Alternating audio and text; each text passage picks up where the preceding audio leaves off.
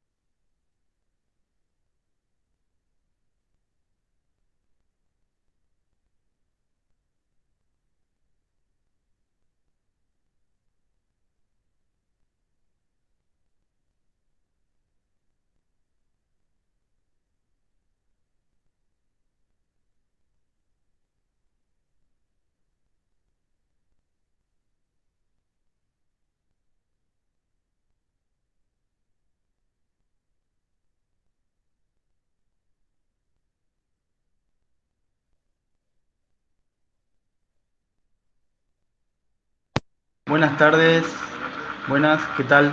Soy el doctor Mesa del Departamento de Ciencias Morfológicas y acabo de comunicarme con los disertantes. Si le damos un tiempito a ellos, están con un problema de conectividad y ya arrancamos con la charla. Muchas gracias.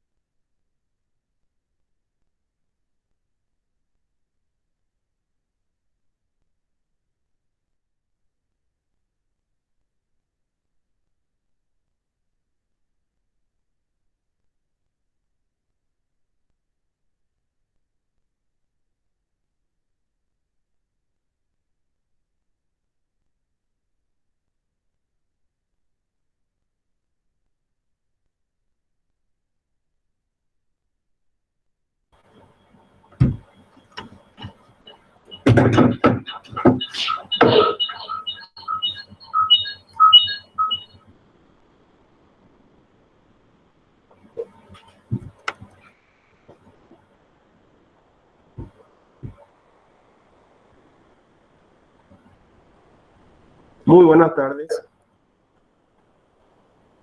Buenas tardes a todos. Muchas gracias por la presencia. Disculpen los minutos de retraso que estamos teniendo. Estuvimos con algunos inconvenientes técnicos, pero gracias a Dios ya están solucionados. Así es que vamos a dar inicio a nuestro webinar, a nuestra charla. Quiero preguntar si la gente de los funcionarios de extensión están presentes. Si no, vamos a hacer una pequeña presentación nosotros.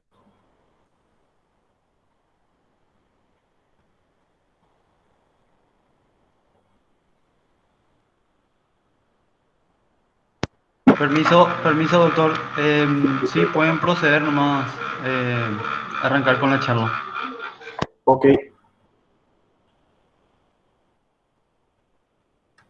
Perfecto. Ahora me aclaran que ya se había hecho la presentación.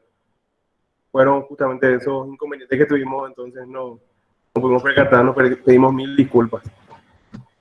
Bueno, vamos a iniciar entonces esta charla. Agradecer a todos los presentes nuevamente por asistir, anotarse y poder ser parte de este pequeño aporte que vamos a estar haciendo con la doctora Soledad Sánchez, tratar de poder ofrecer un poquitito de experiencia y de conocimiento con respecto a la anatomía y a sus aplicaciones en métodos diagnósticos, en este caso ultrasonográficos, ¿verdad?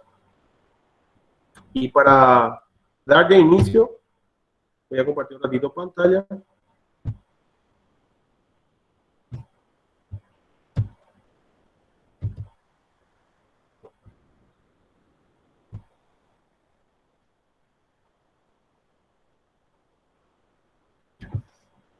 Bien, tenemos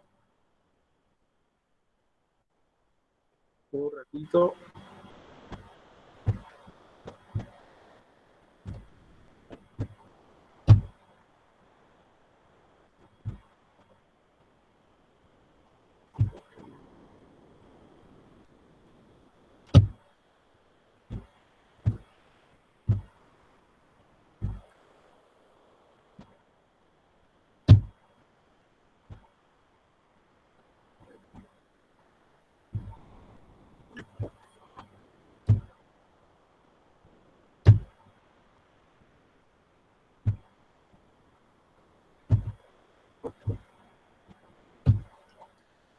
Ahora sí.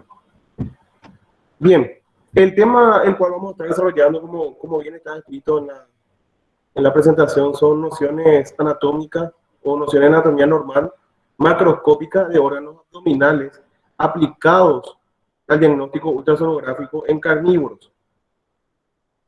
Ya para dar inicio, vamos a hacer un pequeño repaso de algunas nomenclaturas y algunas definiciones de situación y orientación dentro del cuerpo animal.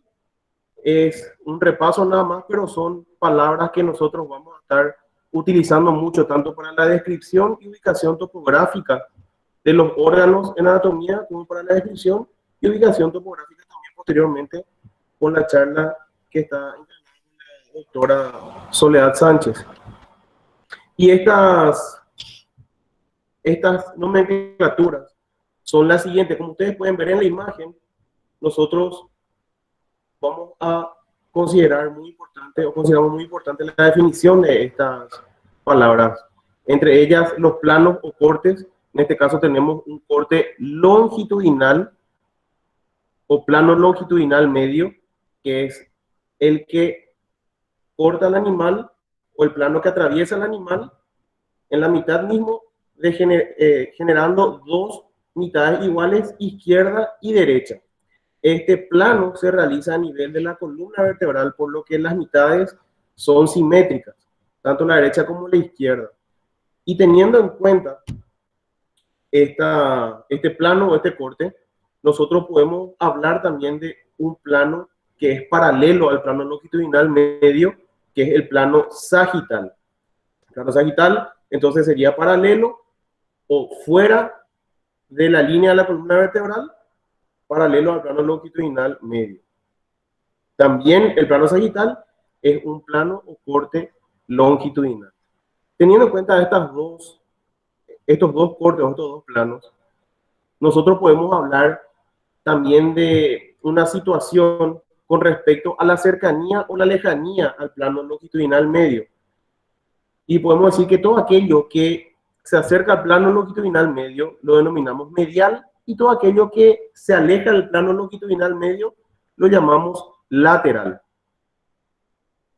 Luego tenemos un siguiente corte o plano que atraviesa de forma perpendicular al plano longitudinal medio, y es el plano transversal. Este plano transversal, dependiendo de su ubicación, también puede generar dos direcciones. Una dirección que la denominamos caudal, que es todo aquello que se dirige hacia la parte de atrás o de la cola, y craneal, todo aquello que se dirige hacia la parte de la cabeza o hacia adelante. Luego tenemos un corte o plano, que es el plano horizontal. Muy importante también este plano, es un plano que es paralelo al suelo o al plan en donde se sitúa nuestro paciente o nuestro animal cuadrúpedo en estación. Es el plano horizontal, paralelo al suelo. Este plano horizontal, dependiendo de su ubicación, también separa al animal en dos porciones. Una porción que se dirige hacia arriba o hacia la columna vertebral, que es la situación dorsal, y una situación que se dirige hacia el vientre o el suelo, que es la dirección ventral. También, teniendo en cuenta, avanzando un poquito rápido, estos son planos que nosotros vamos a utilizar mucho en la descripción de los órganos del abdomen, pero voy a mencionar también aquellos que implican o que corresponden a la descripción de los miembros y de la cabeza. Cuando hablamos de miembros, nosotros mencionamos las estructuras que se acercan hacia la raíz del miembro. Estas estarían en una situación proximal. Y aquellas que se alejan de la raíz del miembro estarían en una situación distal. Todo aquello que se encuentra en una situación anterior a nivel del miembro, nosotros lo llamamos craneal hasta la articulación del carpo. En algunas literaturas te van a encontrar que esta nomenclatura craneal también es reemplazada ya por dorsal a este nivel. Y todo aquello que se encuentra posterior a nivel del miembro es denominado caudal. Inferiormente o distalmente a la articulación del tarso, nosotros tenemos todo aquello que se encuentra anteriormente con el nombre de dorsal, y aquello que se encuentra en una situación posterior lo llamamos palmar. Lo mismo pasa a nivel del miembro posterior, en donde todo aquello que se encuentra anteriormente es dorsal, pero aquello que se encuentra posteriormente es plantar. No vamos a entrar en lo que es la descripción de la nomenclatura de la cabeza. Ustedes ya lo conocen. Más vamos a adentrarnos en estas nomenclaturas que estuvimos viendo, que son las que vamos a utilizar para la descripción de los órganos del abdomen.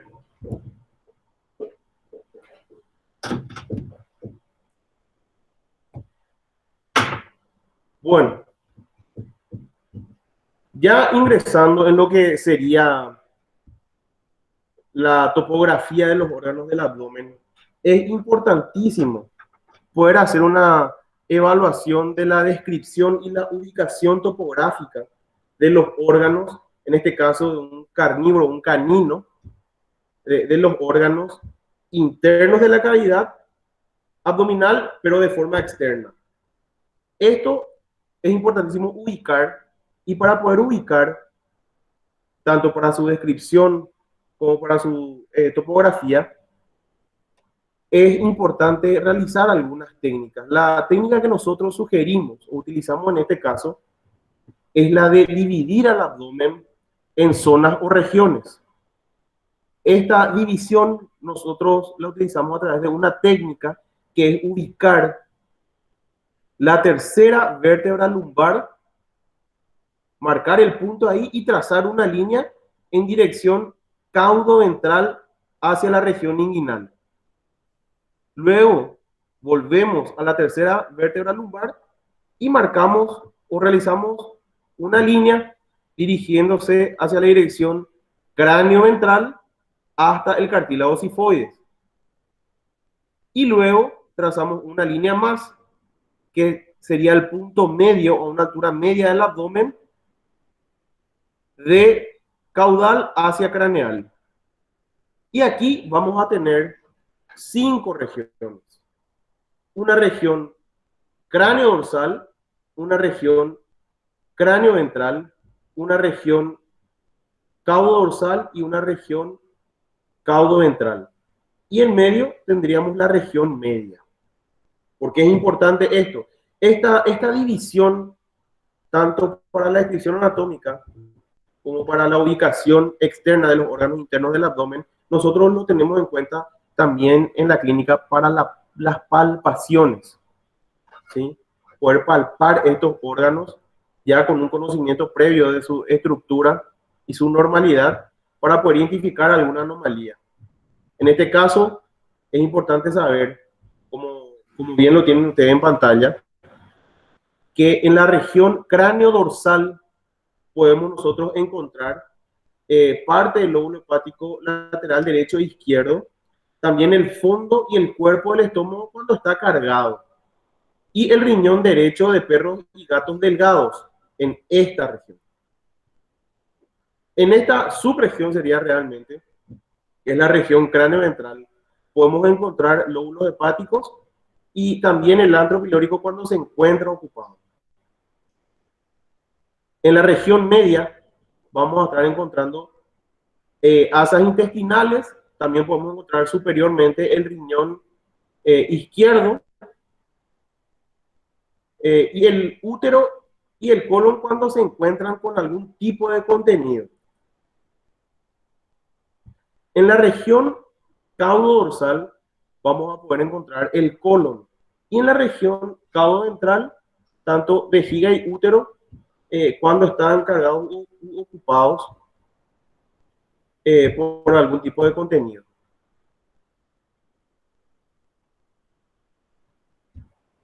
Luego tenemos, como ustedes podían ver, la imagen anterior era en la situación de un animal teniendo en cuenta unos cortes en un perfil lateral.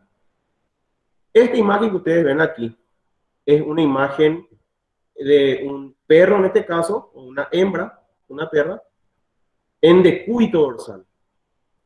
Decúbito dorsal, para aquellos que no saben la definición, es una situación en la que el perro se acuesta, digamos, boca para arriba, o sea, con la parte del dorso o la columna en contacto con el suelo, y la pared ventral del abdomen estaría en una posición dorsal.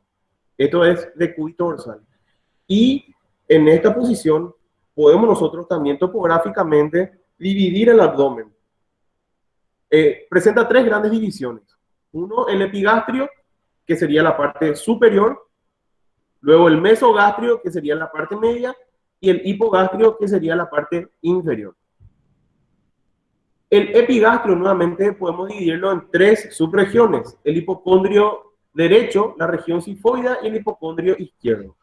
El mesogastrio lo dividimos también en 3 subregiones. El flanco derecho, la región umbilical, y el flanco izquierdo. El hipogastrio, también en 3, que es la región inguinal derecha, la región púbica y la región inguinal izquierda.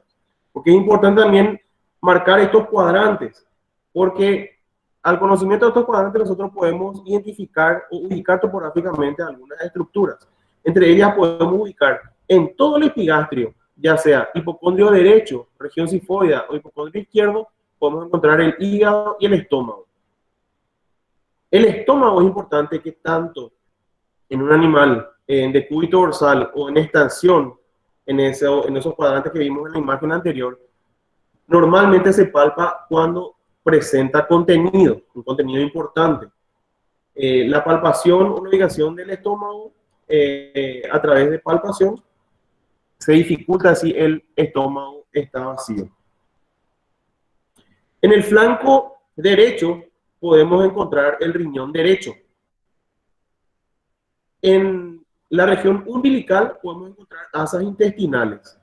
En el flanco izquierdo podemos encontrar riñón izquierdo y bajo. Y a nivel de la región o subregión púbica encontramos vejiga y útero.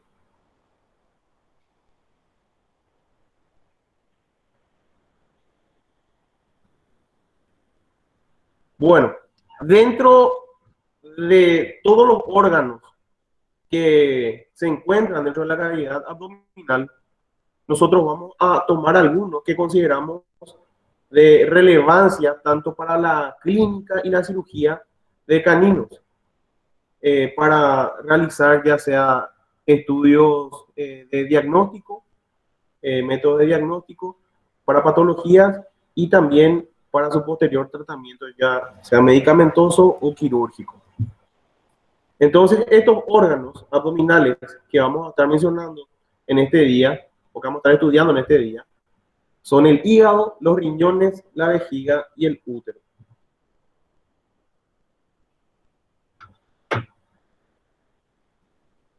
Bien, el hígado.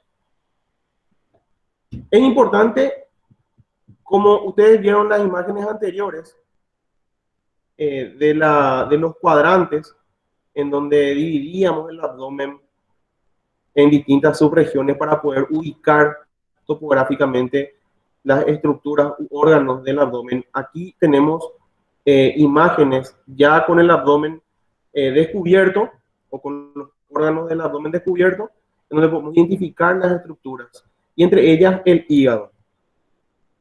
El hígado, en este caso, ustedes pueden ver que es el órgano más craneal de la cavidad abdominal. En esta vista lateral izquierda, nosotros podemos ver que el hígado se relaciona cranealmente con el diafragma y caudalmente se relaciona con las vísceras de la cavidad abdominal, entre ellas el bazo, el estómago, los riñones, o sea, el riñón derecho en este caso que vamos a ver después, y asas intestinales que contactan con el hígado en su cara caudal. Aquí nosotros podemos ver una vista lateral izquierda y aquí el hígado con otra coloración, pero una vista lateral derecha.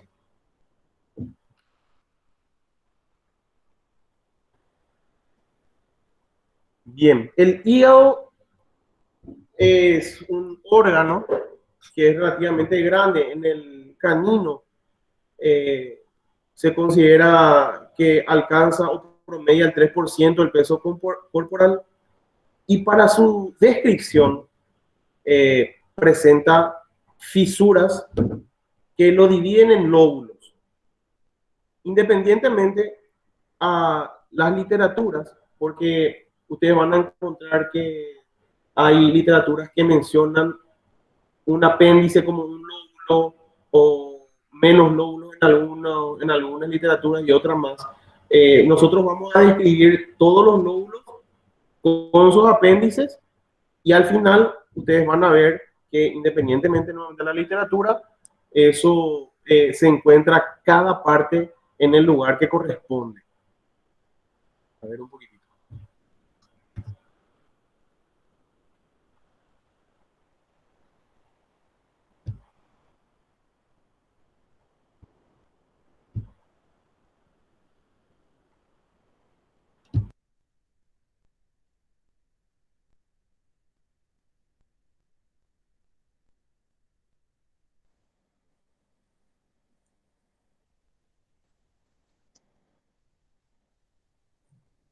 Bien.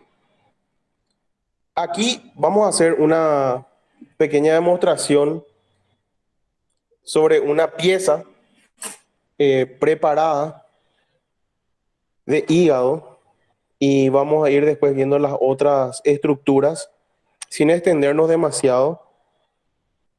Esperamos que esto sea también de provecho para la mayoría. Y como ustedes pueden ver, aquí nosotros tenemos un hígado canino indurado, ¿sí? Este hígado, para su descripción, presenta caras y bordes. O las caras también son llamadas superficies. Las caras son dos, una craneal o diafragmática y una caudal o visceral. Es importante que ustedes puedan visualizar y entender esta diferencia de estas superficies en esta pieza. Aquí nosotros podemos ver, como dijimos, la cara diafragmática o craneal, que es convexa, y la cara caudal o visceral, que es cóncava. ¿Sí? Fíjense cómo se hunde o se genera una cavidad o una concavidad en la cara visceral. Este órgano indurado in situ presenta esta disposición porque cuando se induró el órgano, todas las estructuras alrededor estaban en su lugar. Ahora, voy a mostrarle otro hígado que fue también indurado, pero no in situ. Fíjense la diferencia, ¿sí? Es un órgano, pues en este caso un hígado, plano prácticamente, pero que las características que vamos a nombrar o vamos a mostrar en este órgano también van a ser diferenciadas en este órgano, por más que no tengan la forma que presenta in situ el hígado dentro de la cavidad.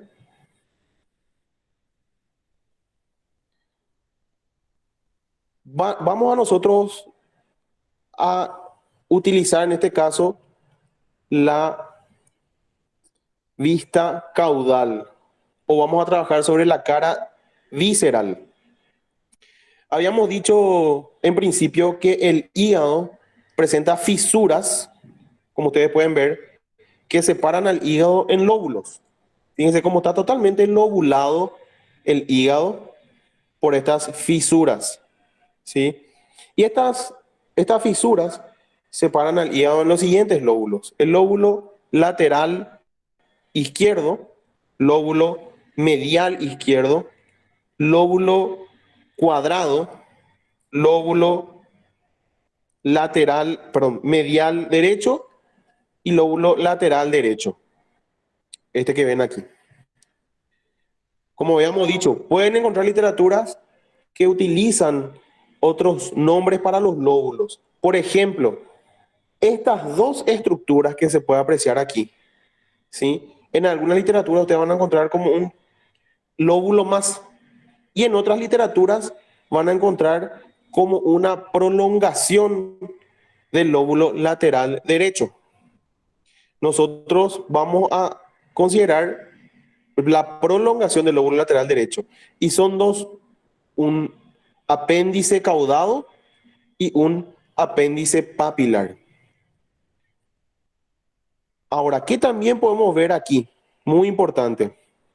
Entre el lóbulo cuadrado y el lóbulo medial derecho encontramos una estructura muy importante en los carnívoros que es la vesícula biliar, ¿sí? Entonces, aquí podemos ver la vesícula biliar. También en esta cara o esta superficie, nosotros podemos encontrar aquí la fisura porta o la fisura portal, en donde existen estructuras que ingresan y que abandonan el interior del hígado. Entre ellas nosotros podemos ver la vena porta. Voy a ver si podemos acercar ahí un poquitito. Ahí. La vena porta y la arteria hepática. También otras estructuras como nódulos linfáticos, podemos encontrar también extensiones o prolongaciones de ligamentos y también nervios. En la cara craneal o parietal, nosotros podemos ver también la impresión de este vaso sanguíneo que es la vena cava caudal, ¿sí? La vena cava caudal, entonces, dentro de ella desembocan las venas hepáticas, ¿sí? Bien,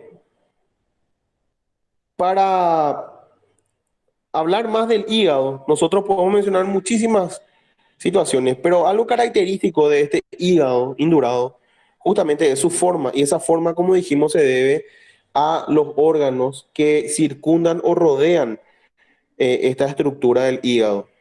Y ellas generan estas hendiduras o impresiones, ¿sí?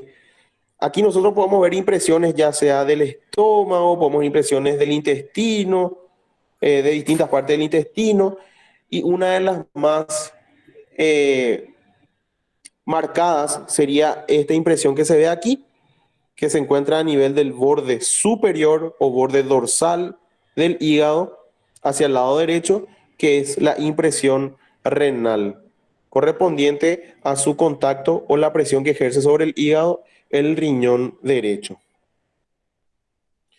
Ahora, ¿cómo está sujeto en su lugar el hígado?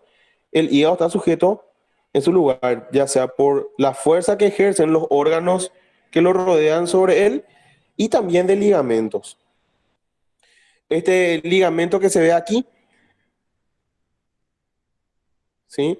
Que contornea todo el borde prácticamente cerca del borde dorsal y hacia la cara parietal, es el ligamento coronario, que es el que se encarga de mantener unido o fijado el hígado al diafragma. Luego, en esta situación, ya no se puede ver aquí, pero se encuentra un ligamento que se extiende desde el borde ventral del ligamento coronario hasta la entrada, o perdón, hasta el vértice de la fisura portal, que es el ligamento falciforme. Y luego, internamente, tendría que estar el ligamento redondo. También, lateralmente, se continúa o se inserta el hígado a través de estas prolongaciones de ligamento que son los ligamentos triangulares. El riñón también se fija al hígado a través del ligamento hepatorrenal. Y de la fisura portal emerge un ligamento que es una prolongación del peritoneo, que tiene que llegar hasta el estómago, que es el ligamento hepatogástrico. Luego se prolonga un poquitito más, inclusive llega hasta el duodeno, que se denomina ligamento hepatoduodenal. Bueno, pasamos un ratito a la siguiente estructura.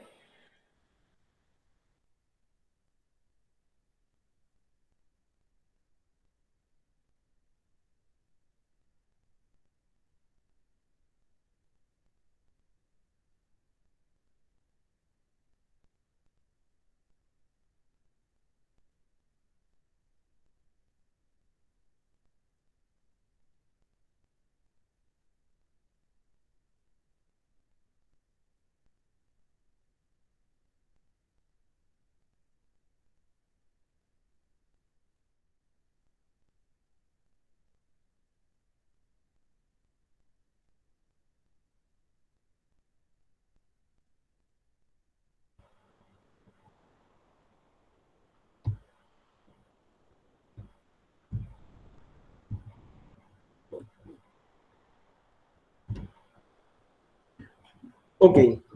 La siguiente estructura son los riñones.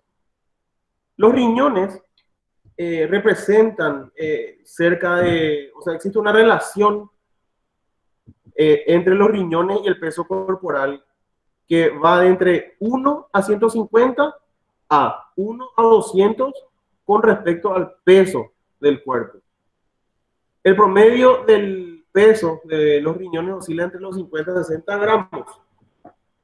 El riñón izquierdo, como ustedes pueden ver ahí, por lo general es más pequeño que el derecho.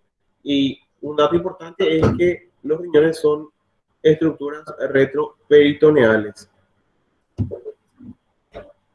Vamos a nuevamente ver las piezas.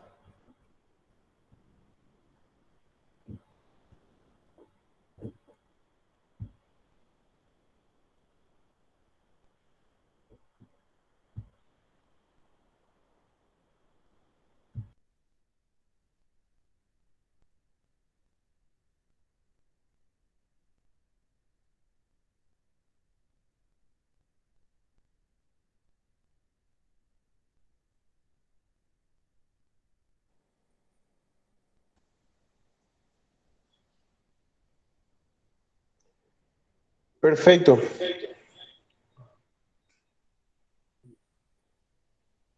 Los riñones presentan una posición dentro de la cavidad abdominal eh, en distintas posiciones, ya sea el riñón derecho o el izquierdo, en distinta ubicación. El riñón derecho, como ustedes vieron anteriormente, se relaciona mucho con el hígado y tiene una posición, una situación prácticamente fija, ¿sí? Que se encuentra más o menos entre la última vértebra torácica y las tres primeras lumbares.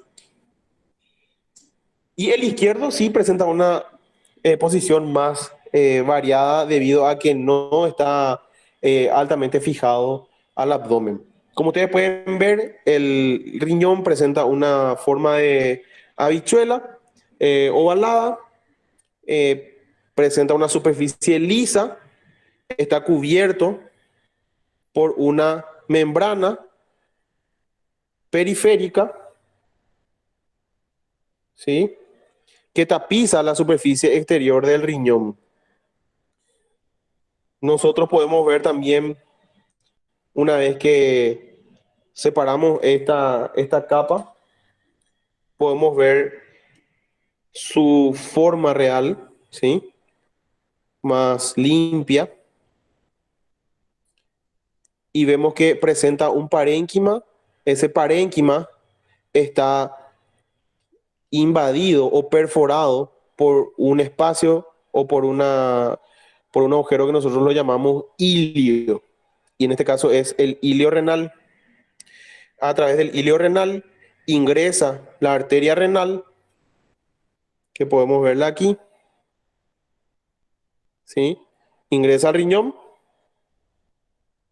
También podemos ver en esta posición la vena hepática y aquí podemos ver el uréter, ¿sí? Al nosotros realizar un corte de los riñones o del riñón, podemos ver que el riñón presenta internamente dos porciones bien marcadas, una corteza y una médula, ¿sí? Perdón, ahí no se ve muy bien, parece. Ahí. Presenta una corteza y una médula, ¿sí? En estas estructuras nosotros podemos encontrar las estructuras, valga la redundancia, encargadas de la filtración de la sangre para la eliminación de la orina, ¿verdad? O sea, del producto de excreción que es la orina. Aquí nosotros podemos ver cómo también encontramos la pelvis renal, en donde desembocan estos pequeños túbulos para ser colectados y ser enviados al uréter de manera a llegar hasta la vejiga. Entonces, esto es riñón de perro. Fíjense bien, porque esto en la segunda parte, van a poder ver o visualizar de forma hermosa en una ecografía. Entonces, esto es riñón.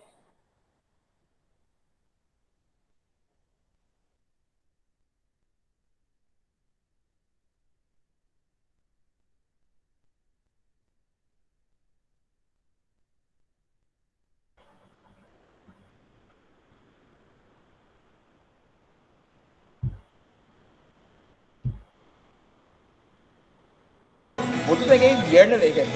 Porque siempre te vas sábado y domingo y tenés que salir, o sea, le dije.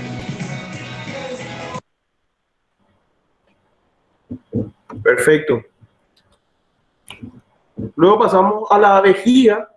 Como ustedes pueden ver ahí, la vejiga es un órgano músculo-membranoso con forma de pera que se encuentra en la cavidad abdominal, en la porción ventral, en la parte ventral de la cavidad abdominal, como pueden ver aquí en la imagen. ¿Perdón? Aquí. Se encuentra en posición ventral de la cavidad abdominal. Puede variar de tamaño según si presenta poco o mucho contenido.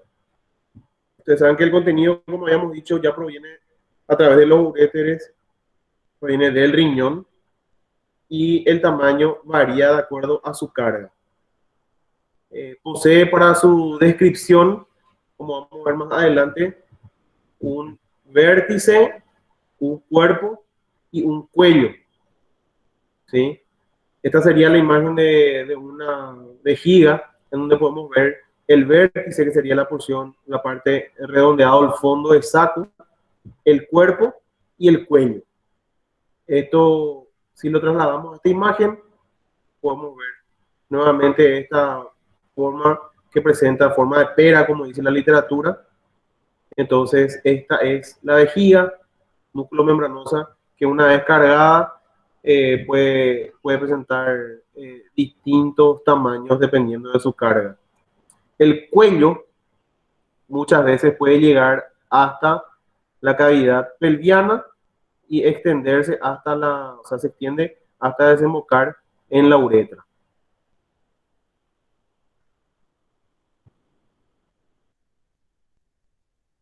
Y por último tenemos el útero.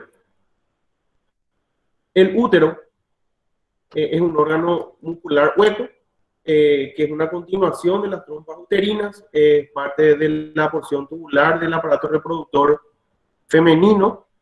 Se extiende desde la trompa uterina o trompa de falopio hasta su desembocadura en la vagina o hasta llegar a la vagina.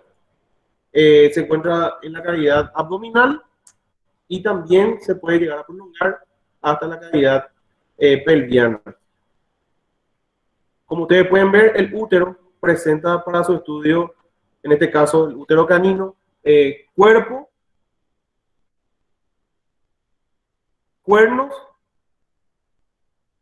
y cuello. ¿Por qué marco aquí cuello?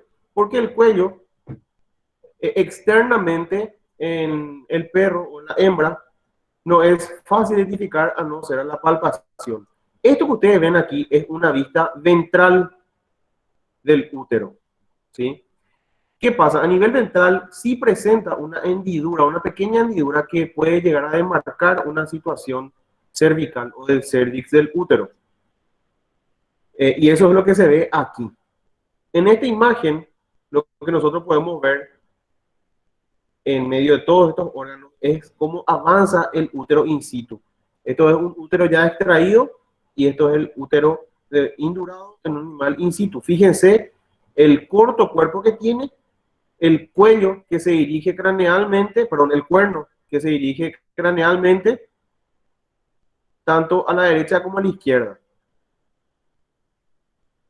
El cuerpo del útero en la perra normalmente tiene entre 3 a 5 centímetros de largo, y el cuerno presenta una longitud de 12 a 15 centímetros. Este es el órgano, como dijimos, hueco que aloja a los fetos durante la gestación. Y para que ustedes puedan ver, perdón,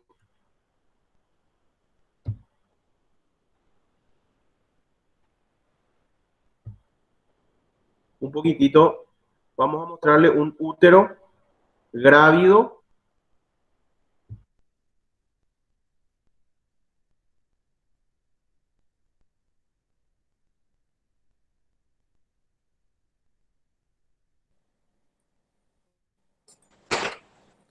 Aquí. Esto es un útero grávido, con presencia de fetos adentro. Fíjense, estos serían los cuernos del útero. Si nosotros damos la vuelta, vamos a poder ver cómo el cuerpo fue seccionado a nivel de la cervix, ¿sí? Y el cuerpo, en este caso, está muy retraído, por lo que se ve que es muy corto. Pero los cuernos son bastante alargados. Y aquí nosotros podemos ver las estructuras internas, inclusive desde afuera, que serían los fetos dentro del útero. Antes de mostrar internamente los fetos, nosotros podemos identificar aquí la presencia de los ovarios. Evidentemente, es una pieza ya con tiempo de induración. Y aquí tenemos nuevamente el útero grávido. Podemos ver aquí el cuerpo muy pequeño, ¿sí? Ya ligado como un muñón para la extirpación de esta porción del útero. Podemos ver los ovarios y realizamos la sección para poder visualizar los fetos. En este caso es un útero de gata, ¿sí? Y aquí vemos el feto, evidentemente con la placenta, ¿sí? Y la estructura interna que alojaba el feto, como bien describe la literatura, es un órgano hueco, ¿sí? Una de las características es que este órgano, una vez que está grávido, presenta constricciones que separan la localización de un feto del otro.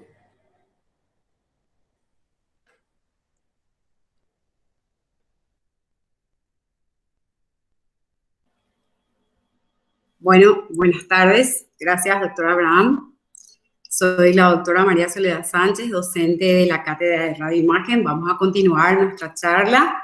Yo les voy a hablar un poquitito del conocimiento acerca del diagnóstico por imágenes a través de la ecografía.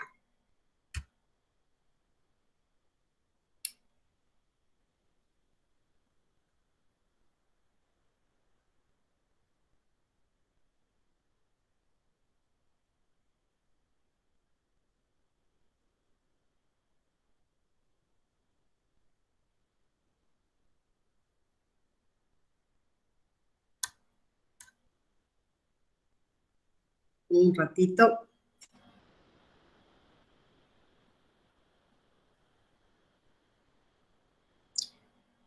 Bueno, vamos a hablar un poquitito del diagnóstico ultrasonográfico en carnívoros. La ecografía es una técnica de diagnóstico por imagen que se utiliza fundamentalmente para estudiar tejidos blandos. La ecografía se basa en la emisión y recepción de los ultrasonidos, que son aquellas ondas de sonido cuya frecuencia es superior a la audible por el oído humano, es decir, por encima de los 20.000 hercios. La frecuencia utilizada en la práctica clínica veterinaria varía de 2 a 10 MHz. Ahí estamos viendo a la izquierda, estamos viendo el equipo de ecografía. El equipo ecográfico consta de una pantalla donde se visualiza la imagen ecográfica, una consola donde están todos los botones o perillas que el operador debe manejar. Cuenta con diferentes tipos de traductores y lo más importante también que tiene es el gel, que el gel nos va a servir como medio acústico. Las imágenes ecográficas que nosotros estamos visualizando a la izquierda van a corresponder al aspecto macroscópico de cortes anatómicos, mostrando así la arquitectura interna de los órganos, no así evaluando la función de dicho órgano. Nosotros vamos a observar el órgano y ver esa estructura interna. Bueno, y como sabemos, la ecografía es igual para que entiendan cómo se transmite el sonido a través de algún medio. Las ballenas necesitan el líquido para transmitir su sonido y comunicarse con otras, ¿sí? El sonido viaja a través del líquido, choca contra una estructura, esto rebota y se forma la imagen ecográfica. La mano izquierda es muy importante porque la mano izquierda del ecografista debe estar situado sobre la consola del equipo. Es la que debe estar en constante movimiento, como así también la mano derecha, que es la que sostiene el traductor o la sonda que está colocada en el abdomen ventral del animal. Ambas manos siempre están trabajando. Nunca pueden estar las dos manos sobre el animal. Bueno, nosotros queremos estudiar la estructura interna del órgano. Como vemos acá, vemos una imagen de una fruta, de un kiwi, que representa súper bien los cortes anatómicos ecográficos que vamos a hacer. Yo necesito estudiar la parte interna. Para eso realizo cortes. Podemos hacer un corte transversal del órgano para visualizar la forma, el tamaño, el contorno, la arquitectura interna de dicho órgano. También puedo realizar un corte oblicuo para visualizar mejor una parte de ese órgano o realizar un corte longitudinal. Siempre tenemos que hacer todos los tipos de órgano completamente. Por eso tenemos acá los cortes oblicuos, transversales y longitudinales. Estos son vistos de frente en 2 dimensiones. Por lo tanto, nosotros debemos localizar ese órgano que vamos a estudiar y recorrerlo en forma dinámica en todas sus direcciones. En cuanto al detalle técnico, lo ideal es evaluar al paciente, como ven acá, en un decúbito dorsal, de tal manera que la cabeza quede craneal, el ecografista hacia la izquierda y la mano derecha sobre el animal. También es importante la tricotomía, porque los pelos, la grasa, van a impedir la transmisión del sonido. Siempre hay que colocar el gel, que nos sirve como medio acústico. En los gatos ya no se realiza la tricotomía, se puede aplicar una buena cantidad de alcohol y encima aplicar el gel. Podemos evaluar también al paciente de forma lateral porque no se le puede ubicar en la posición de cúbito dorsal o en la estación. Los detalles técnicos, usar las ventanas acústicas. Para nosotros, nuestra ventana acústica va a ser la pared abdominal, craneal, media y caudal o ventral. La tricotomía, siempre, y la utilización del gel. Los tipos de traductores, tenemos diferentes tipos de traductores. En medicina veterinaria lo ideal es contar con un microconvex. Acá tenemos el convex, el sectorial, el lineal o el intracavitario. Estos traductores tienen otra vez una frecuencia. esa frecuencia es importante. En pequeños animales nosotros podemos utilizar frecuencias de 2 a 10 MHz.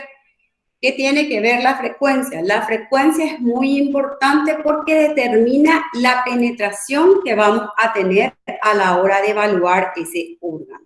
Entonces, si nosotros tenemos un traductor de alta frecuencia, como es el que tenemos acá, de 10 MHz, esto quiere decir que vamos a tener poca penetración, pero muy buena definición de la imagen. Si ustedes ven acá, la profundidad de un traductor de 10 MHz es de 4 centímetros. Pero si yo quiero evaluar estructuras más internas o un animal de talla grande, como ser un Rottweiler que puede llegar a pesar 50 kilos o más, entonces puedo elegir un traductor de menor frecuencia. ¿Por qué? Porque el de menor frecuencia tiene mucha penetración, pero poca definición. Es lo que yo voy a querer evaluar. Un ejemplo es el hígado de un Rottweiler, entonces elegiría un traductor de baja frecuencia. En ecografía vamos a hablar de colores. Estos colores nosotros le denominamos patrones ecográficos. En el modo B y M, esas imágenes ecográficas están formadas por puntos de diferentes brillos. Cuanto más intensa sea el eco reflejado por una determinada estructura, que nosotros sabíamos que la imagen ecográfica se transmite, o sea, a través del sonido, choca contra una estructura, esta regresa a través del traductor y se forma la imagen. Entonces, cuanto más intenso es el eco reflejado por esa estructura, más brillante se ve la imagen. A esa intensidad nosotros le vamos a conocer con el nombre de ecogenicidad, que es lo que vamos a hablar esta tarde en un... Los patrones ecográficos, tenemos 3 tipos de patrones ecográficos. Hablamos de cuando hay una transmisión nula del sonido, una transmisión media o una transmisión escasa. El hiperecogénico o el hiperecoico, si miramos acá esta imagen, esta es una vesícula biliar que tiene unas estructuras blanquecinas en su interior. Ahora, a partir de ahora, ya no le vamos a llamar estructuras blanquecinas, sino le vamos a llamar estructuras hiperecogénicas. ¿Por qué? Porque acá se produce una gran reflexión del ultrasonido o una escasa transmisión. Porque el sonido se transmite, llega hasta esta estructura, rebota y eso absorbe el transductor y se forma esta imagen. O sea, acá hay una escasa o nula transmisión del sonido. Después tenemos el otro patrón, que hablamos de un patrón hipoecogénico o hipoecoico. Acá se produce una reflexión media o una transmisión media del sonido. Atraviesan, otros regresan otra vez, rebotan y se van formando diferentes puntos de distintas intensidades de grises según la cantidad de ecos producidos. Estas ecogenicidades sirven para comparar la ecogenicidad de los tejidos entre sí. En la ecografía nosotros comparamos las ecogenicidades, comparando los órganos en su vecindad. Ya vimos que el hígado hacia la izquierda está casi en contacto con el vaso y a la derecha está en contacto con el riñón derecho.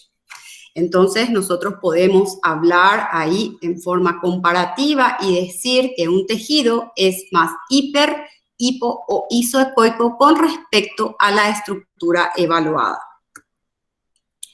El otro patrón ecográfico es el anecoico o anecogénico. Es la ausencia total de ecos por no producirse reflexión del ultrasonido. O sea, acá hay una transmisión completa del sonido. Por eso es ideal la ecografía para la evaluación de los tejidos blandos, porque todos los tejidos blandos blandos están vascularizados y algunos tienen contenido líquido en su interior, como ser la vejiga, la vesícula biliar y algunas alteraciones patológicas como el útero con colecta uterina. La imagen anecoica entonces se traduce en la pantalla del ecógrafo con color negro.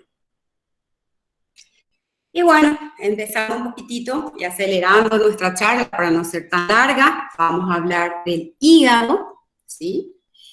Todo lo que ustedes ven es lo que nosotros vamos a hablar esta tarde.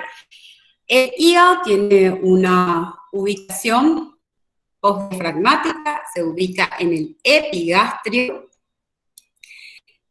El hígado contacta cranealmente con el diafragma, caudalmente a la derecha contacta con el riñón derecho, hacia la izquierda contacta con el riñón izquierdo y el vaso. En el centro le tenemos al estómago y ventralmente le vamos a observar a la grasa falciforme, que por ecografía tiene la misma ecogenicidad que el parénquima hepático. El hígado, para su estudio en anatomía ecográfica, consta también de 4 lóbulos. Hablamos del lóbulo izquierdo, que está a la izquierda, el derecho, el cuadrado y el caudado. El lóbulo izquierdo se localiza a la izquierda de la línea media y a la derecha se encuentra el lóbulo hepático derecho. Ambos lóbulos, tanto el derecho como el izquierdo, se dividen otra vez en lóbulos laterales y mediales.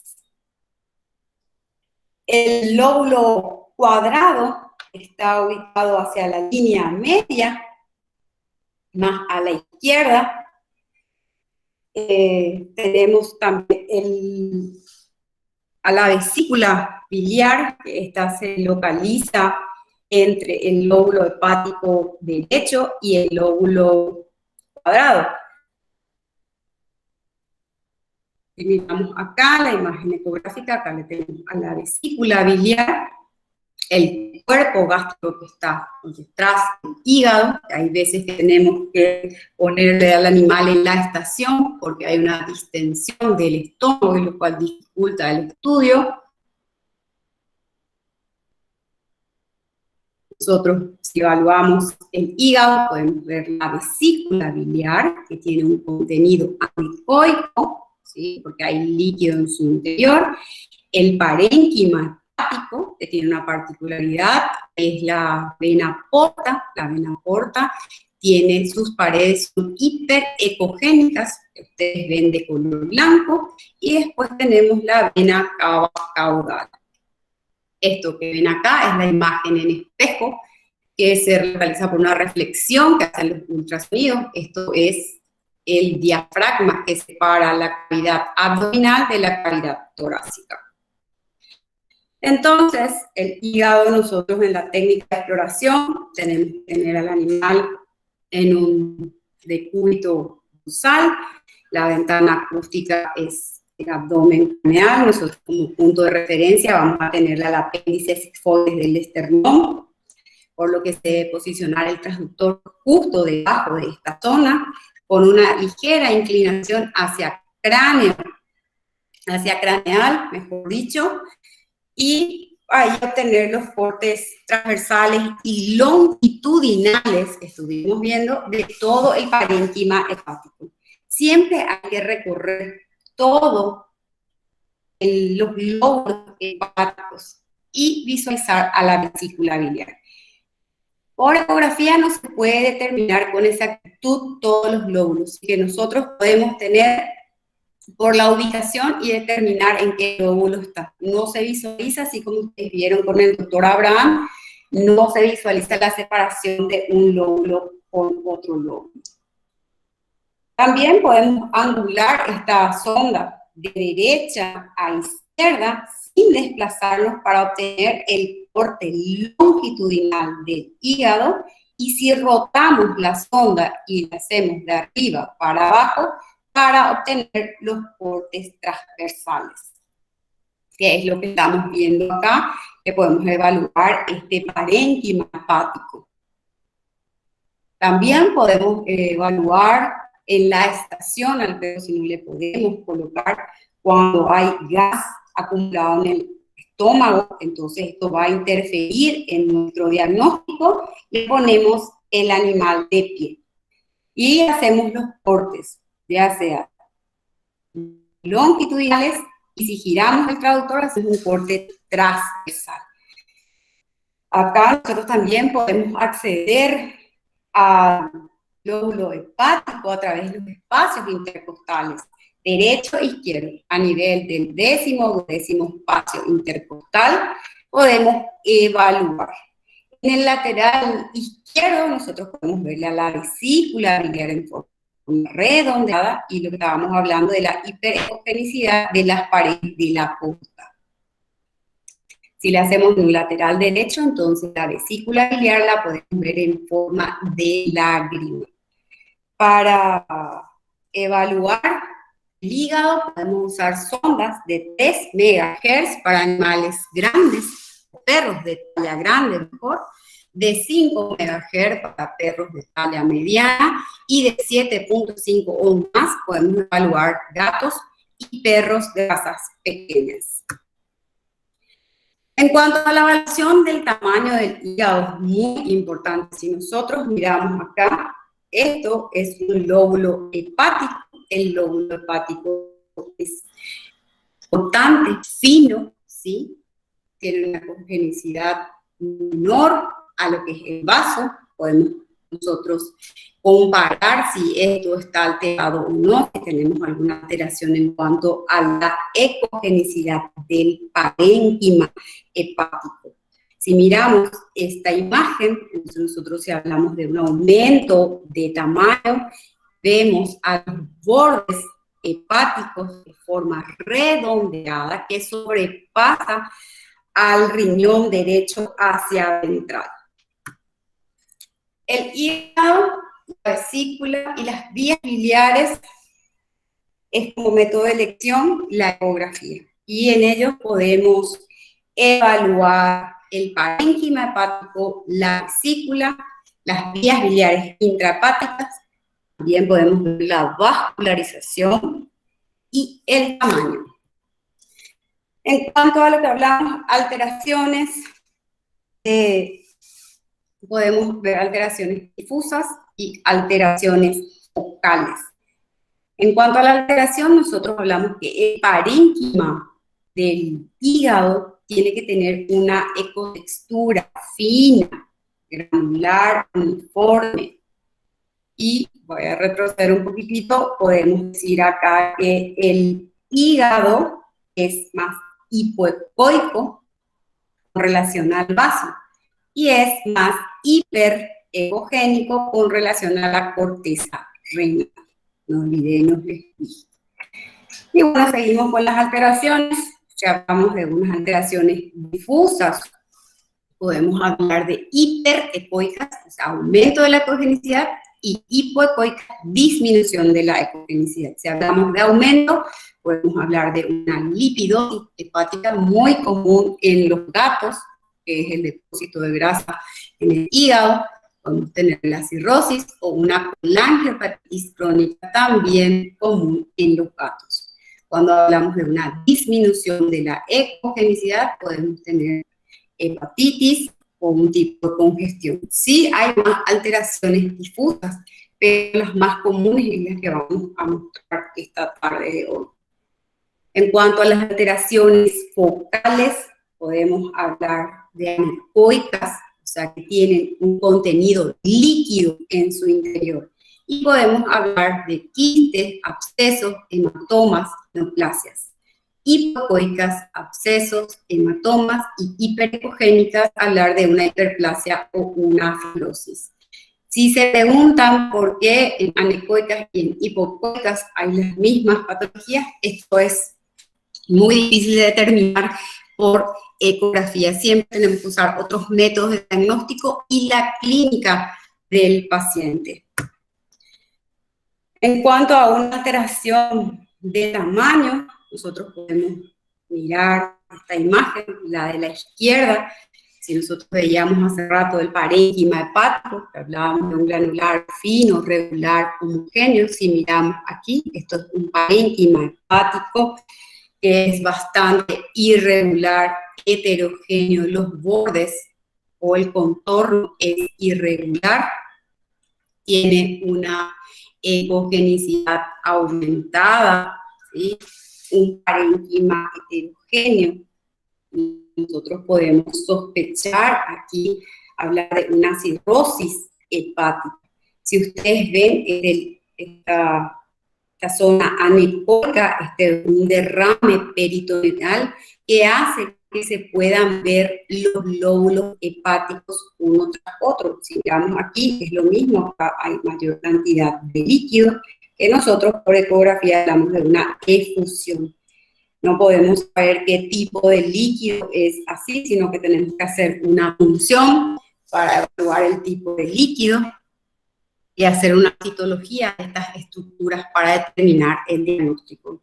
La ecografía trabaja en conjunto con la anatomía patológica, haciendo los PAP o las funciones, las citologías o las biopsias de estos órganos.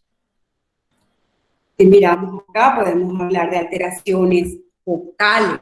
Las alteraciones focales podemos hablar de neoplasias, de quistes. Estas neoplasias pueden ser primarias o secundarias, generalmente son por metástasis. Entonces nosotros miramos acá una imagen longitudinal del hígado, podemos ver un parénquima heterogéneo con zonas anecoicas en su interior, un contorno irregular. Si miramos acá, vemos también estructuras anecoicas irregulares dentro de este parénquima. Entonces podemos estar frente a un tipo de neoplasias. Acá tenemos un videito de una ecografía. Acá podemos ver las lesiones. Hay una lesión característica que hablamos de una lesión diana, que nosotros vemos unos nódulos hiperecogénicos con un halo hipoecoico, que quiere decir el halo que está rodeado de una estructura líquida circular respecto al parénquima. Acá todo el parénquima hepático está tomado por estas nodulaciones, y si ustedes ven acá, esta es una imagen del libro muy linda que representa los tipos de tumores, que lo que nosotros vemos tenemos que encontrar también en la macroscopía. Bueno, vamos a hablar un poquitito de la vesícula biliar. La vesícula biliar, el sistema biliar es relativamente similar en perros y en gatos. La vesícula biliar, nosotros podemos evaluarla de pared. La pared es fina, en los perros tiene menor a 2 a 3 milímetros. En el gato la pared es menor a 1 milímetro. Tiene una particularidad en el gato que vamos a ver en la siguiente slide. Vamos a ver, es bilobulada. La vesícula biliar, por su contenido, es muy difícil de determinar si hay una obstrucción, porque esta vesícula biliar puede estar marcadamente aumentada de tamaño en pacientes anoréxicos. Entonces nosotros no podemos decir que estamos frente a una obstrucción del sistema biliar por la dilatación exagerada de esta vesícula. La vesícula biliar también podemos evaluar en el abdomen craneal, colocar el transductor, el apéndice sigmoide y rotar hacia la derecha en el lóbulo medial derecho. Utilizamos traductores de alta resolución y haciendo cortes longitudinales, cortes transversales, donde podemos ver una forma de lágrima. También se puede evaluar a través del séptimo espacio intercostal. Cuando el paciente está muy enmaciado, entonces el hígado está con una disminución del tamaño.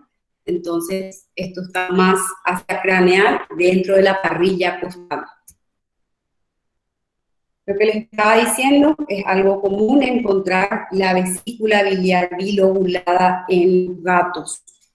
Si miramos esta imagen es una imagen de una vesícula biliar que simula un efecto de doble pared, porque hay un engrosamiento de la pared de la vesícula mayor a 1 milímetro. Esto se puede dar por alguna inflamación de la vesícula, que nosotros le conocemos como una colecistitis. También se puede deber a una hipertensión biliar, o también podemos tener una obstrucción del conducto biliar. Acá tenemos un patrón de doble pared, si ustedes ven acá, entonces hay un edema de pared. Y las causas nosotros tenemos que evaluar siempre con la clínica del paciente. Otro caso que tenemos acá son los litos dentro de la vesícula biliar, que son compresiones, ¿sí?, hiperecogénicas dentro de la vesícula biliar. Estas compresiones pueden estar fijas o pueden estar móviles dentro de la vesícula. Estas compresiones son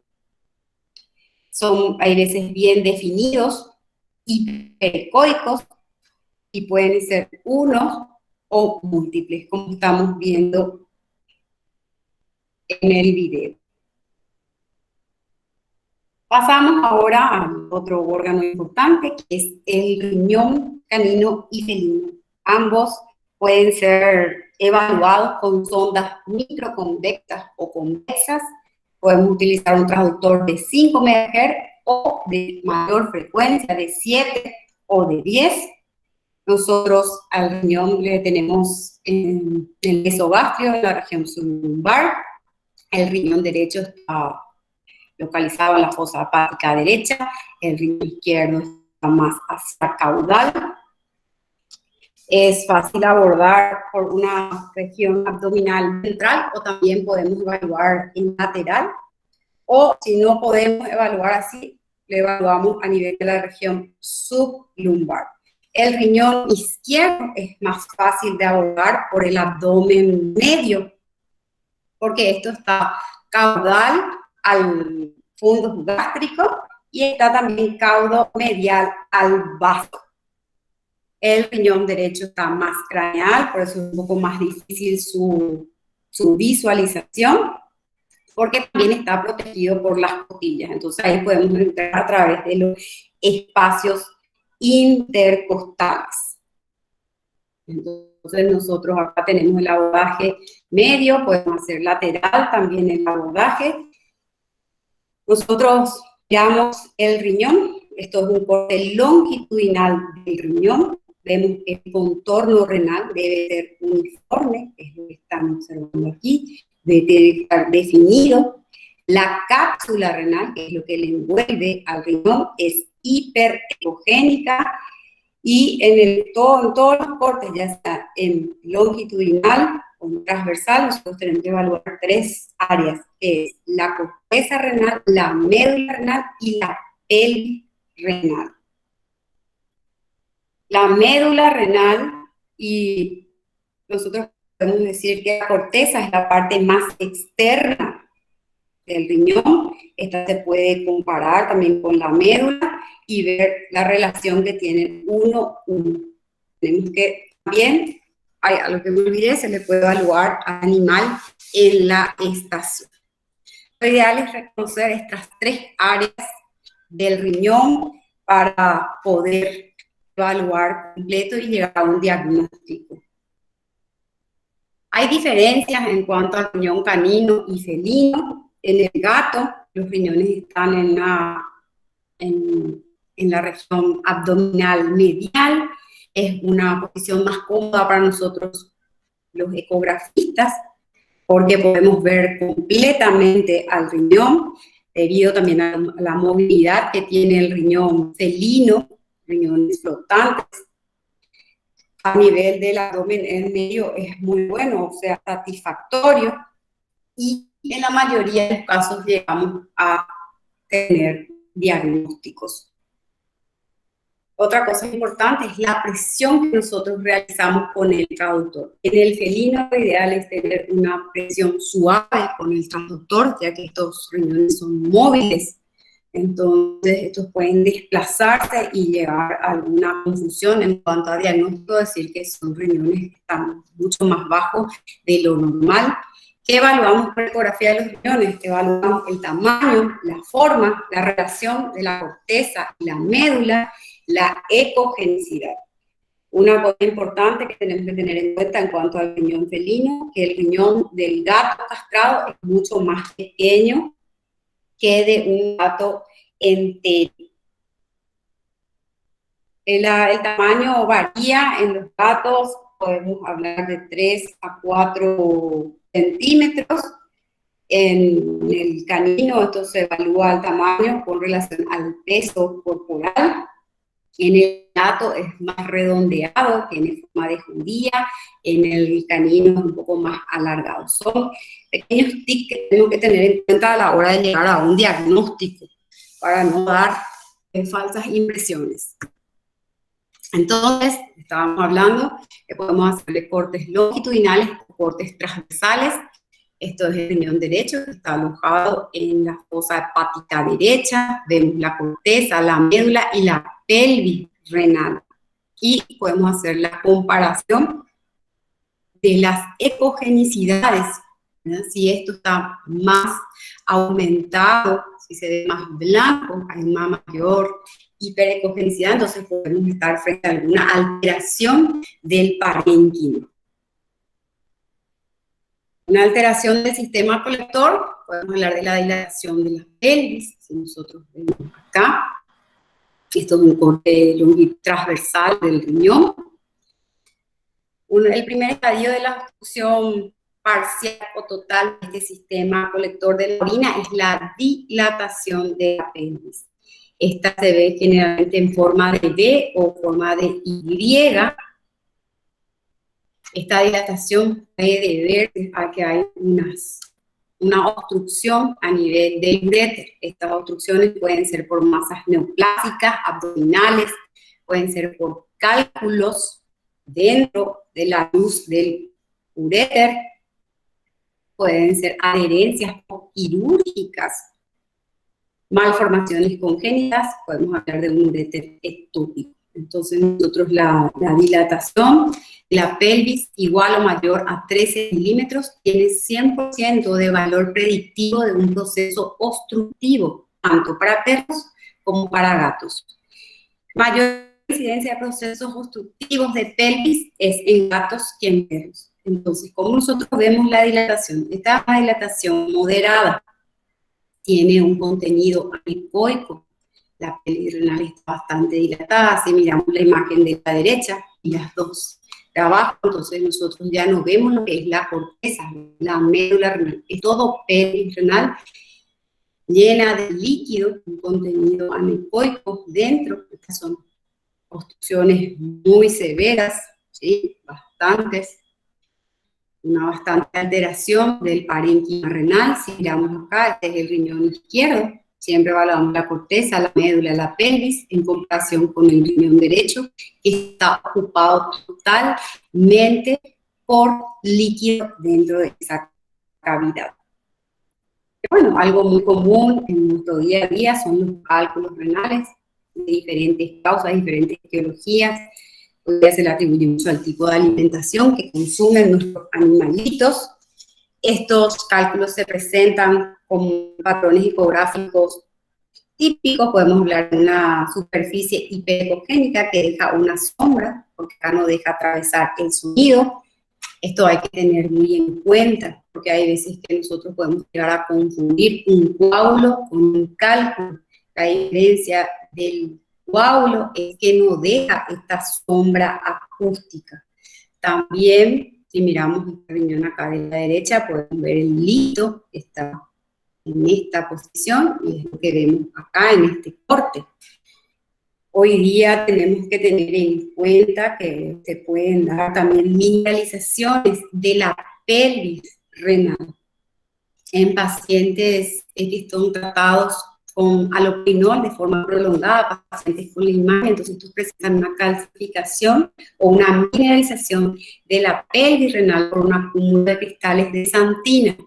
Entonces tenemos que manejar mucho la clínica del paciente para poder nosotros dar los diagnósticos sugestivos de lo que estamos encontrando. Podemos diferenciar también esas clasificaciones de los cálculos renales. Y como les estaba diciendo, nosotros podemos diferenciar de las clasificaciones de los cálculos es por las sombras que estos emiten. Y también las clasificaciones van a ocupar todo lo que es la zona de la pelvis renal. Sin embargo, los cálculos renales pueden ser únicos y no tienen una posición fija. Bueno, si miramos un poquito acá, vamos a hablar de alteraciones focales.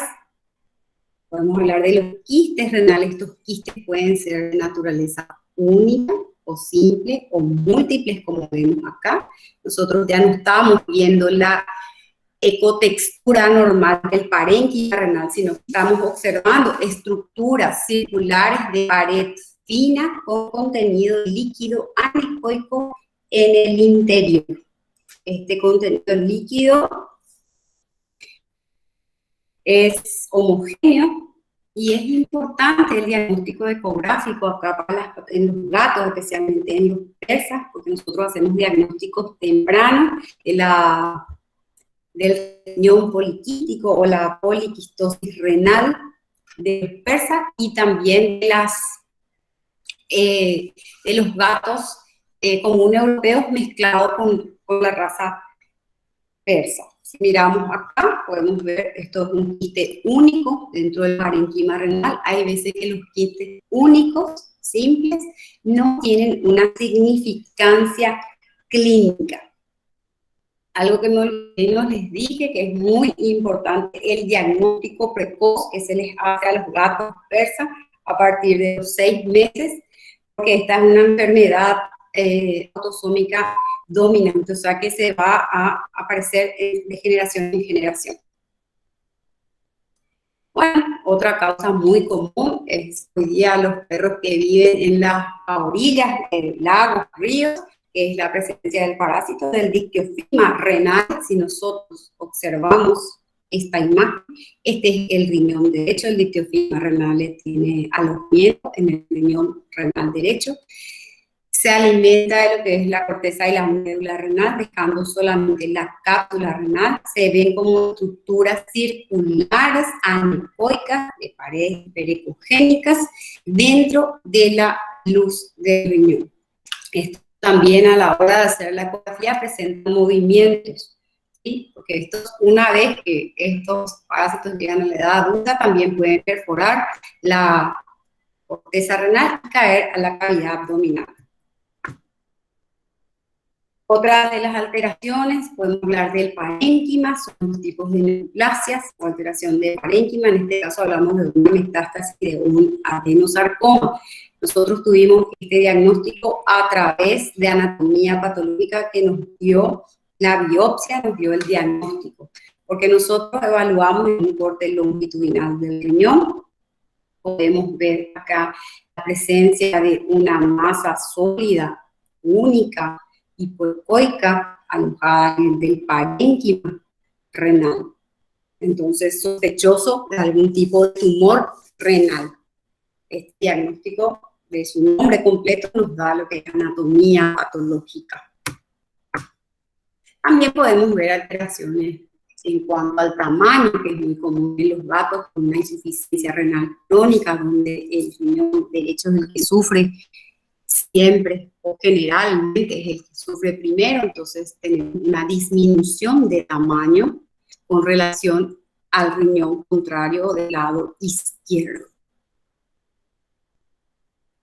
Bueno, vamos a hablar un poquitito de la vejiga. La vejiga está bastante superficial, está en el abdomen ventral. Nosotros sabemos que la vejiga tiene a la orina dentro. La orina es un contenido anecoico, está ubicada en el hipogastrio. La pared puede tener, si es que la vejiga no está bastante distendida, puede medir esa pared de 2 a 3 milímetros.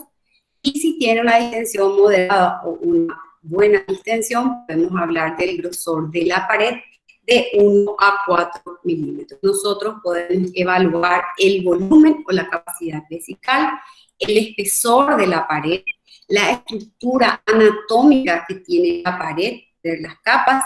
Podemos también visualizar si hay masas murales intra y extramurales y el tipo de contenido.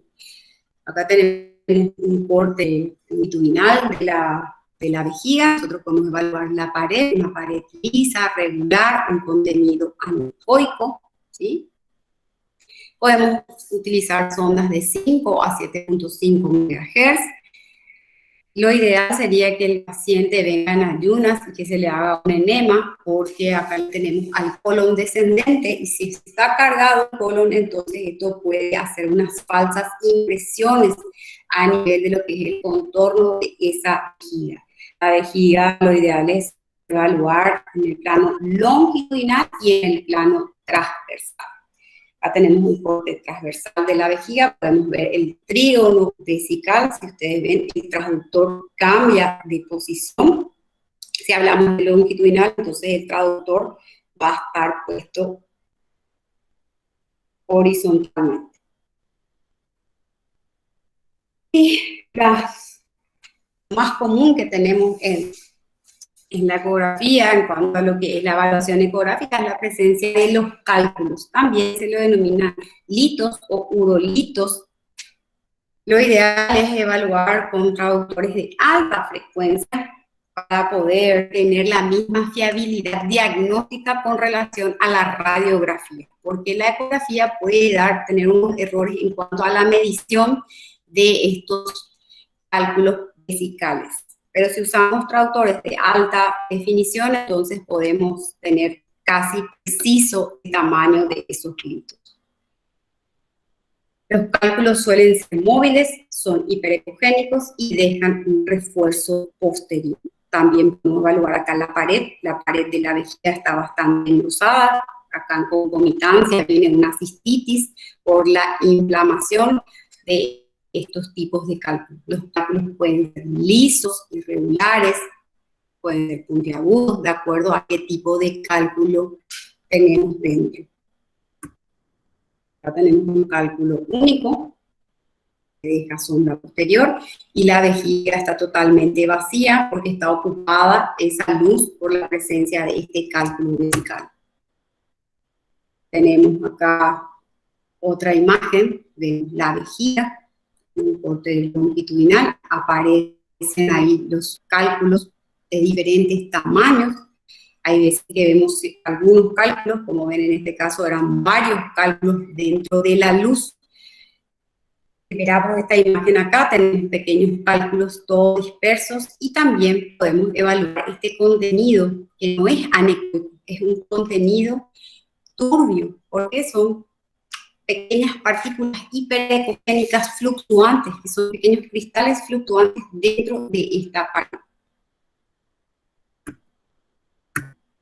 Podemos también tener los coágulos. Estos coágulos de sangre pueden ser debido a una hemorragia de la pared, puede ser debido al traumatismo, a una cistitis, también alteraciones de la coagulación o a la presencia de un tipo de neoplasia en la pared vesical. La presencia de sangre tanto en la luz como en la pared de la vejiga puede tener aspectos variables, de formas irregulares. Estos coágulos son hiperecoicos, si ustedes ven, bastante blancos, son móviles, hay veces que están fijos a la pared. Lo ideal es volver a reevaluar al paciente o podemos hacer una maniobra que es la retrohidropropulsión, se sonda el animal y se introduce suero fisiológico de tal manera de romper estos coágulos o de movilizarlos para poder llegar a un diagnóstico. Acá tenemos otra imagen, esto es un coágulo, pero nosotros si llegamos a un diagnóstico podemos decir que es un coágulo o puede ser una neoformación de la pared de la vejiga. Algo muy común en los perros es la cistitis hemorrágica, este es el engrosamiento de la pared de la vejiga, que nosotros veíamos que es una pared fina, Este engrosamiento puede ser irregular y este engrosamiento está más hacia craneal de la vejiga. Ustedes miran acá en este corte anatómico, entonces podemos ver este engrosamiento de la vejiga, un engrosamiento bastante importante. Estas citis también pueden estar acompañadas de cálculos en el interior de la vejiga, por detritos necróticos también, pueden ser coágulos de sangre, todos pueden estar acompañados, o puede estar solamente la cistitis hemorrágica. Si miramos acá, esta imagen es de una paciente que presenta un tumor en la vejiga. Si ustedes ven acá, se ven esas estructuras irregulares de una ecogenicidad mixta dentro de la luz de la vejiga. Lo más común es el carcinoma de las células de transición, pero también pueden ver otros tipos de tumores. En este caso, lo ideal es sondar al paciente y hacer una citología para llegar al diagnóstico. Este es el único caso que no se punza, porque nosotros hacemos también punción con aguja fina y hacer una citología de estas masas. Pero en este caso, lo ideal no es punzar, sino que es hacer una citología por medio de sondaje. Si ven acá, esta es la vejiga. También en la luz de la vejiga hay una estructura irregular y predecogénica que no deja sombra, que probablemente es un tumor dentro de la pared de la vejiga. ¿Qué es lo que ustedes están viendo acá? Bueno, y por último vamos a hablar del útero. El útero tenemos en estado normal, no es visible, el útero se encuentra, bueno, dorsal a la vejiga, acá es la vejiga, acá está el útero y acá está el colon descendente. En animales con perras normales casi no se visualiza el útero, a no ser que contemos con una sonda de alta frecuencia. Lo ideal es evaluar en el abdomen ventral con la vejiga distendida para poder visualizar el cuerpo del útero. Es muy importante saber también en qué estado estral está la perra, si ya tuvo varias apariciones, o tuvo todavía apariciones, para saber el tamaño de ese órgano. Una de las patologías más frecuentes son los tumores uterinos. Nosotros tenemos acá la imagen tumoral y en la ecografía nosotros vemos una imagen heterogénea con zonas anecoicas, hipocoicas, irregulares a nivel del cuerpo del útero. Otra de las causas más comunes es la hiperplasia endometrial quística, que se ven a los cuernos uterinos en forma lobulada, un tipo de epitelio. Las paredes son gruesas, irregulares, con contenido líquido dentro de su interior. Ese contenido tiene aspecto turbio. Es muy común encontrar esto en perras, no así en gatas. Pues tenemos una patología del día a día, que son las colectas uterinas. Estas colectas uterinas nosotros vemos como la pared lisa. Dentro de los cuernos uterinos encontramos líquidos. Estos líquidos pueden tener estructuras hiperecogénicas, fluctuantes en suspensión.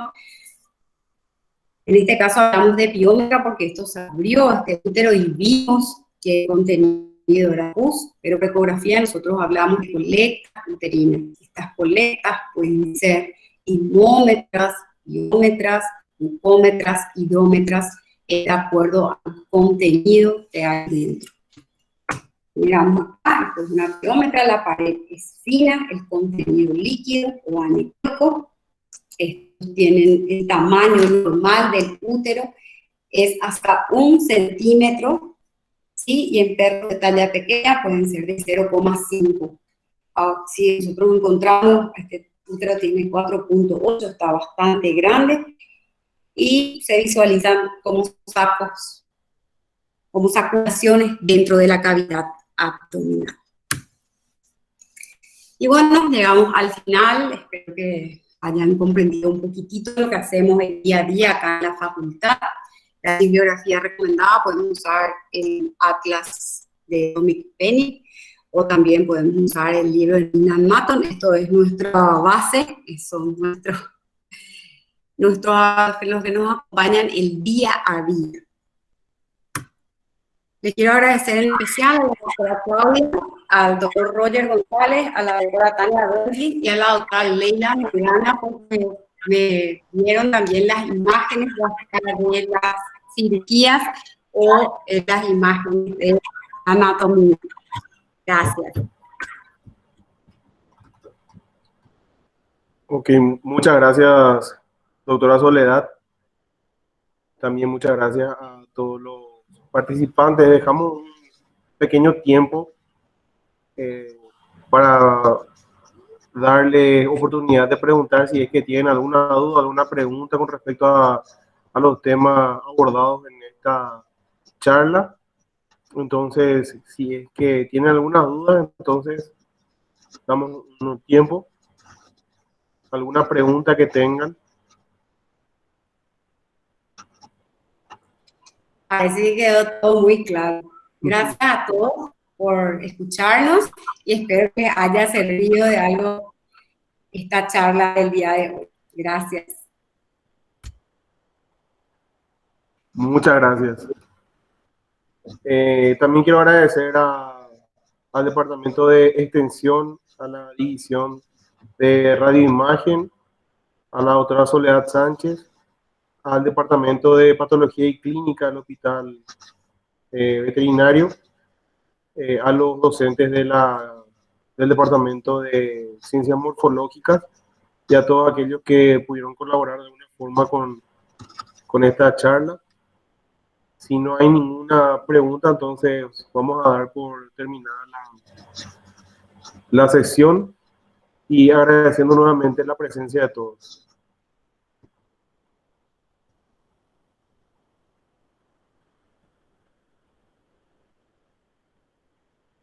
Muchas gracias.